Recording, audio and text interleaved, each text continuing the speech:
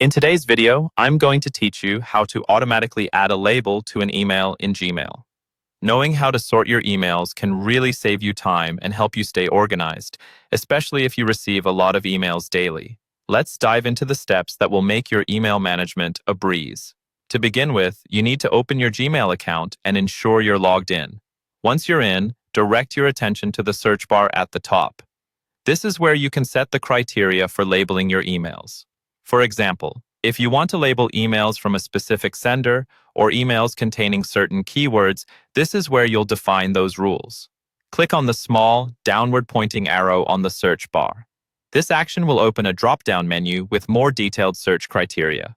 In this drop-down menu, you'll notice options such as from, to, subject, and even has the words. Based on your criteria, fill in the fields. If you're targeting emails from a particular sender, input their email address in the From field. On the other hand, if you're labeling emails that include a specific phrase, type it into Has the words. Feel free to explore other fields to make your email filtering as precise as possible. Once you've filled in the criteria, take note of the Create Filter option at the bottom right. Click on this and you'll see a range of actions you can perform on the emails that meet your criteria. To apply a label automatically, you'll choose Apply the Label.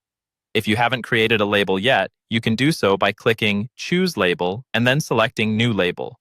Give your label a meaningful name, something that relates closely to the emails it will filter, ensuring you recognize it easily later.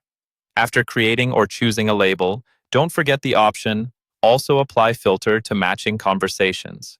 Selecting this option ensures that the label is not only applied to new email, but also to pre-existing ones that meet the criteria. This could be a massive time saver if you're organizing a backlog of emails. Once you're satisfied with the setup, click Create Filter once more.